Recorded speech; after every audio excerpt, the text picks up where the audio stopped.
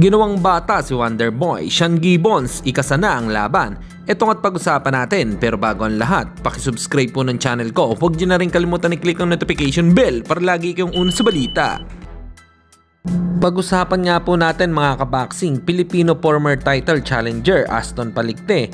Natalo po sa kanyang laban. Sinubukan naman po ng ating pambato ang lahat ng kanyang effort sa laban. Bagamat hindi nga ito sumapat kay Japanese unbeaten prospect Katsuma Akitsugi.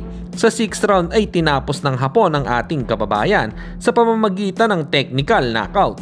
Bounce back Aston Palicte.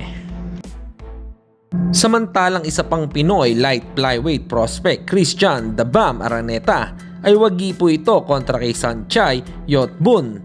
2 beses niya itong pinabaksak sa unang round lamang. Nag-improve na nga po ang kartada ni Araneta na 25 wins, 20 KO at 2 talo lamang. Congratulations The Bam Araneta. At sa kabilang balita naman tayo mga kaboxing, painit ng painit ang bangayan ng magkabilang kampo na si Martin at Casimiro. Palagay nyo ikakasakaya ang laban na ito ni MP President Sean Gibbons. Total parehas naman nagpahayag ng interes na maglaban ng dalawa.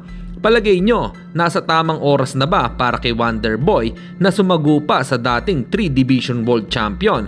Comment lang kayo sa ibaba. Ayon po kasi sa panibagong banat ni Casimiro ay sinabi nito na amateur ka pa. Huwag muna lumaki ang ulo, alam mo naman hindi ang kakayahan mo. Kaya nag number 2, mga professional nga nakapaligid sa'yo pero ikaw hindi. Magmano ka para may balato ka. Hanggang dito na lang muna ang ating balita. Dito na lang ang aking boxing news report. Babu!